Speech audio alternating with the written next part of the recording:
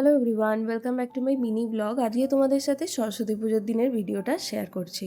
তো সকালবেলা উঠে স্নান করে আমি যাচ্ছি সুপ্রভাতদের বাড়িতে। ওদের বাড়িতে সরস্বতী পুজো হয়, প্রত্যেক বছরইও বলে যেতে, বাট আমরা কোনোবারই পুজোর সময়ে যেতে পারি না, বেশিরভাগ টাইমই প্রসাদ খেতে যেতে পারি।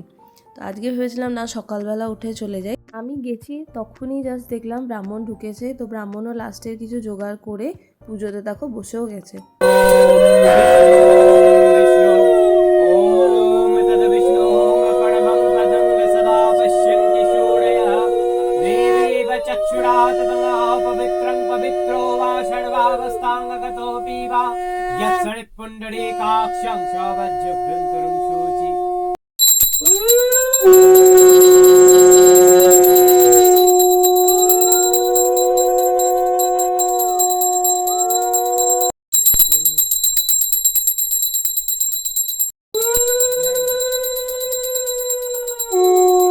তো শেষ হয়ে গেছে। তারপর সুপ্রভাত বসেছিল চালকলাটা মাখার জন্য। তো ও কিন্তু বেশ সেগুলো ভালোই করে।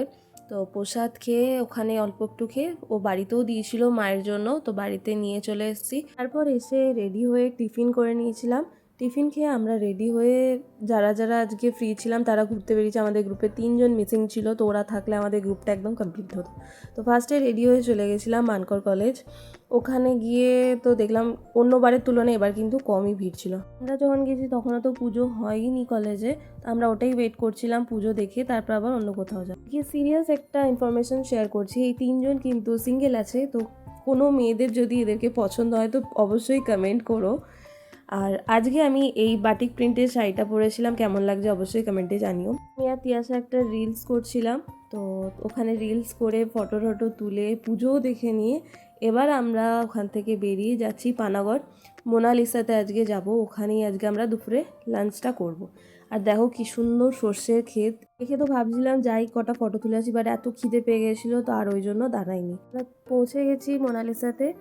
আর এটা আমি ফার্স্ট টাইম গেছিলাম, বাকিরা তো সবাই গিয়েছিলো, বাট আমি আর রিক কিন্তু এটা ফার্স্ট টাইম গিয়েছিলাম। তো আমাদেরকে বললো একটু ওয়েট করতে হবে কারণ কি ভিড় ভালোই ছিল।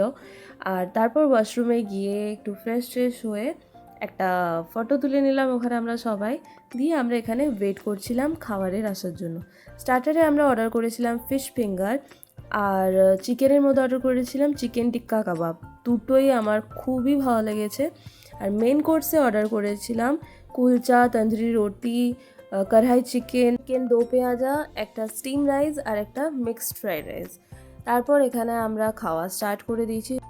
আমরা এখানে যারা গেছিলাম, আমি আজকে ফার্স্ট টাইম খেলাম মোনালিসার। তো আমার পার্সোনালি স্টার্টারের আইটেমগুলো বেশি ভালো লেগেছিলো, মেন কোর্সের আইটেম আমার অত বেশি ভালো লাগেনি। আর তারপর আমরা মশালা কোক লাস্টে অর্ডার করেছিলাম, তো ওটাই বসে খাচ্ছিলাম। আর সারাদিন এত বাইরে ঘুরে না, এত রোদের মধ্যে যা গরম এখন পড়েছে, দিনে তো মানে বাইরে থাকা মানে প্রচণ্ড গরম লাগছে। তো এই মশালা কোকটা খেয়ে সব থেকে বেশি শান্তি হয়েছে। তো ওখানে খাওয়া দাওয়া কমপ্লিট করে আমাদের বিল পেমেন্ট করে এবার আমরা কিন্তু বেরোবো। আর লাস্টে খাওয়া দাওয়ার পর এই হচ্ছে আমাদের টেবিলটার অবস্থা। ওখান থেকে বেরিয়ে তারপর একটু কিছু মিষ্টি খাওয়ার ইচ্ছা হলো, তো আমরা চলে গেছিলাম জ্যান সুইটসে।